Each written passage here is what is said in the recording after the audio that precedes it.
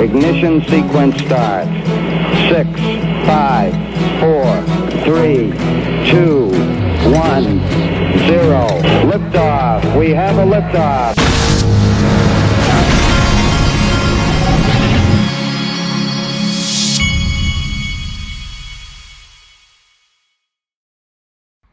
Hey everybody, this is the Digital Asset Investor, and the SEC can rule in SEC versus, the judge can rule in SEC versus Ripple at any minute, any day, probably any of the next 2 weeks.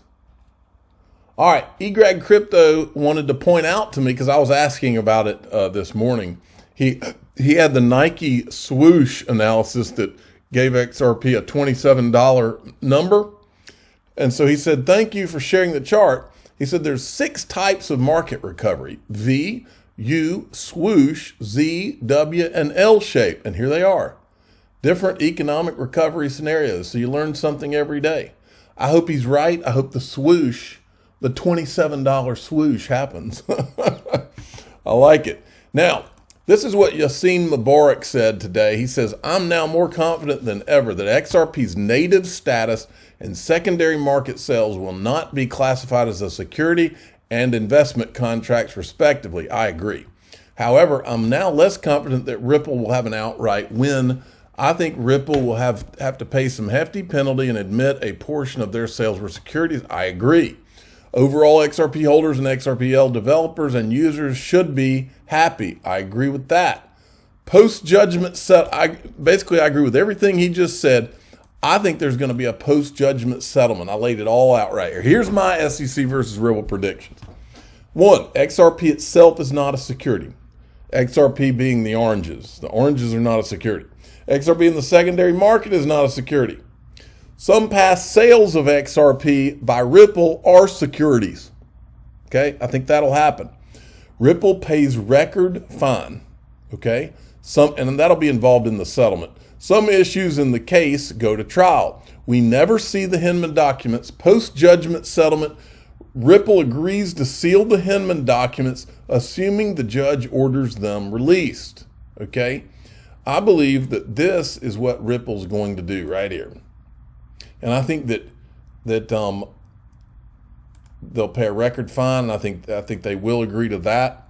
Okay, I'll leave it at that. Now, I think the official cool guy of the Digital Asset Investor channel agrees. And here he is telling you what it will be like when Gary goes on CNBC. And I think what he's trying to illustrate here is that Gary is going to hold this up as a win. And I think Ripple will have no choice if they want to do the post-judgment settlement to let Gary have his win. Gary needs his trophy, because remember, this is all about Gary from Gary's perspective. Hi, Becky. Hi, Andrew. Thanks for having me on Squawk on the Street. As you can see, it's a big win for the to talk about XRP. SEC and the crypto enforcement. The judge ruled and denied Ripple's motion that some past sales were securities. Now, she might have said XRP currently is not a security, but that's a fact by fact basis, and it only applies to that digital asset. So exactly, that's what Gensler's going to do. This case is not going to relieve anybody else. XRP's going through the door, in my opinion, and the others are going to have to go through lawsuits. It could take them 2+ years if Congress doesn't do anything. See us continue to go and enforce our rules against other crypto frauds. And this is a big win in the industry. Mom, I'm talking to CNBC. I'm going to set... I think he just nailed it. Ripple now. Relax. So anyway, thanks for having me. I haven't left my house in a long time. And I might have signed some checks for Hillary. Whoops. Mr. BXRP did a poll based on the recent events in the SEC versus Ripple case. Do you think a settlement will occur prior to summary judgment? 47.2% win, saying no.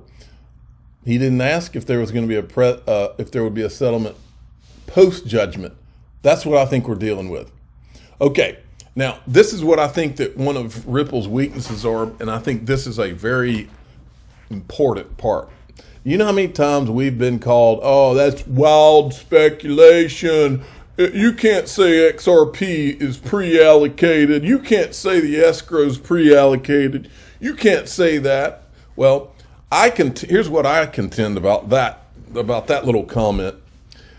As long as there are NDAs at Ripple, it is no more speculation to say that there is XRP in fact, it's more speculative to say that there's not pre-allocation than it is to say that there is, in my opinion, because we know this is in the lawsuit. We know that there's contracts. That means that XRP is pre-allocated to do something. Right here, 1,700 contracts. Okay, this is from JV. He says experts, the SEC is trying to exclude on Ripple's side something that pops up to me: 1,700 XRP contracts. Look at this. Defendants offer testimony of Alan Schwartz, professor of law at Yale Law School. And he opines on 1,700 written contracts related to Ripple XRP distribution. Schwartz report areas of, anyway, goes on. Discovery, the parties produced 1,700 contracts, which are specific agreements which Ripple transferred XRP on contractual counterparties in a variety of commercial transactions. In his expert report, he organizes the 1,700 contracts. 1, contracts which Ripple transferred XRP directly to counterparty. 2, contracts by Ripple counterparties agree to sell XRP on behalf of Ripple or trading platforms. 3, contracts by which Ripple paid for various counterparty services in XRP provided by Ripple. And 4, this is the big one, miscellaneous contracts that do not fall into the first 3 categories. He further distinguishes between the 4 categories of contracts, explains their commercial purposes, and identifies specific provisions in each contract. He says, compares XRP contracts with written contracts. And Howie, folks, there is XRP pre-allocation. Anybody that says there's not just is being naive. That's the fact, Jack. All right. You need to know, 3:45 today, John Deaton's going to be on with Liz Clayman and Charles Gasparino on Liz Clayman's show. 3:45 Eastern time.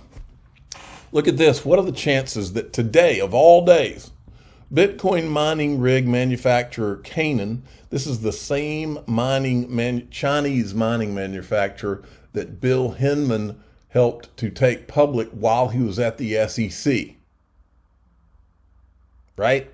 Says they reported an 82% decrease in Q4 revenue compared to the same period in 2021 as equipment sales slumped while self-mining revenue grew. What are the chances? And then there's this.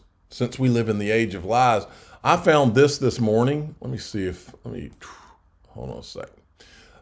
I found this morning. This is Valerie Chapinick. Now, when you hear the SEC say, come in and talk to us, this is who you're going to come in and talk to. And as the library CEO said, these people are not honest. You come in and you talk to them, and then they don't do anything except they won't tell you anything. They just use the information you got to later sue you.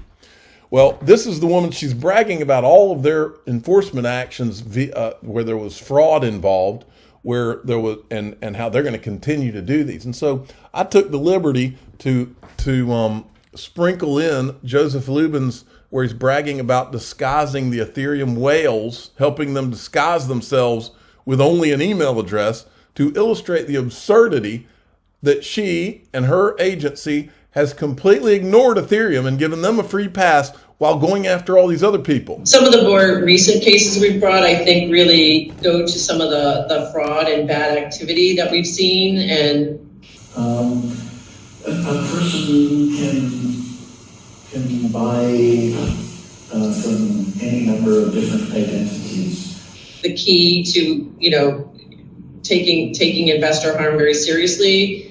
We may limit the unit size of a sale, just to make it easier to disguise. We've brought cases against Sam Bankman-Fried and others for their defrauding equity investors in FTX trading. These are the allegations. That's a litigated case, so I can't go beyond that. Let's say if you're a whale and you want some privacy, you can buy 50,000 units, and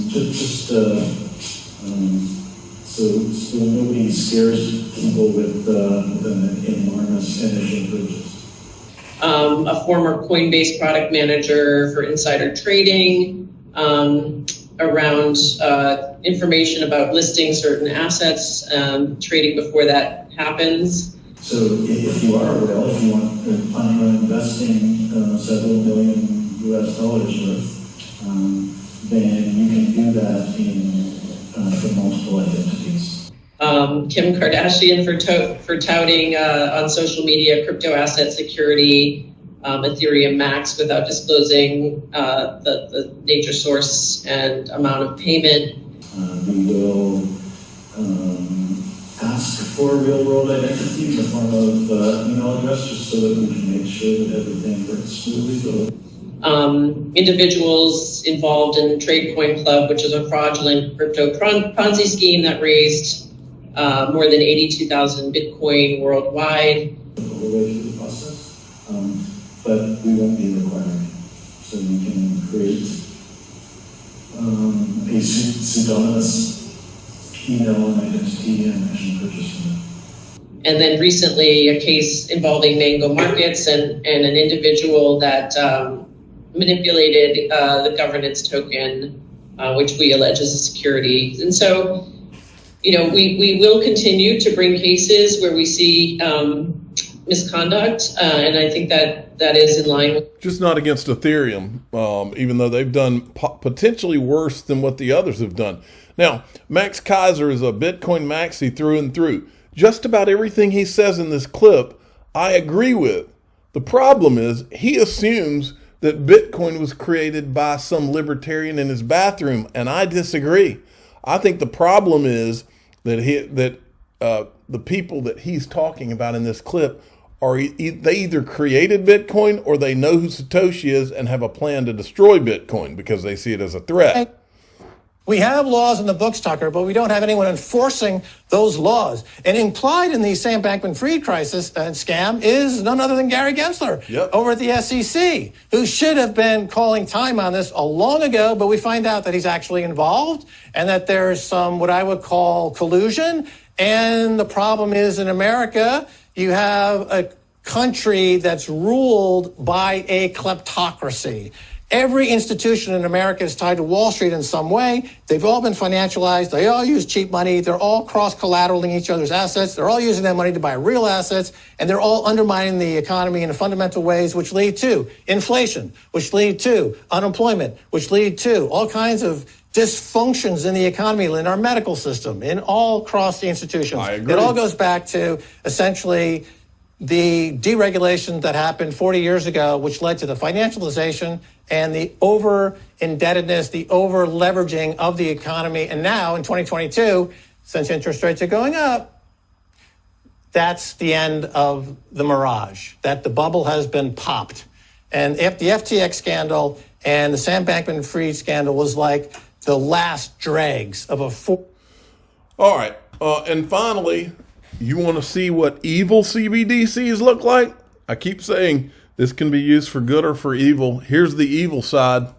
For example, Fanusi says China's central bank could put an expiration date on the digital money, similar to how lottery winnings have to be spent before a certain date. It means that the Chinese government could set up a whole lot of things to have your currency maybe valid or invalid based on its own priorities. This is almost like handing over the keys to your business or to your finance department in some ways, because you really can't control what at the end of the day may happen with the funds that you're holding. Imagine if all the money in your bank account had restrictions tied to it. Well, you can only spend it in this geography. You can only spend it by such and such date, or it goes back to us.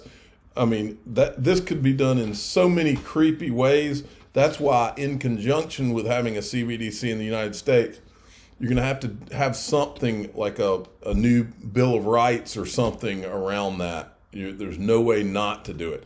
I'm the digital asset investor. I'm not an investment advisor. This is for entertainment purposes only. Please subscribe, hit the like button, tell your friends and family that this is pure evil.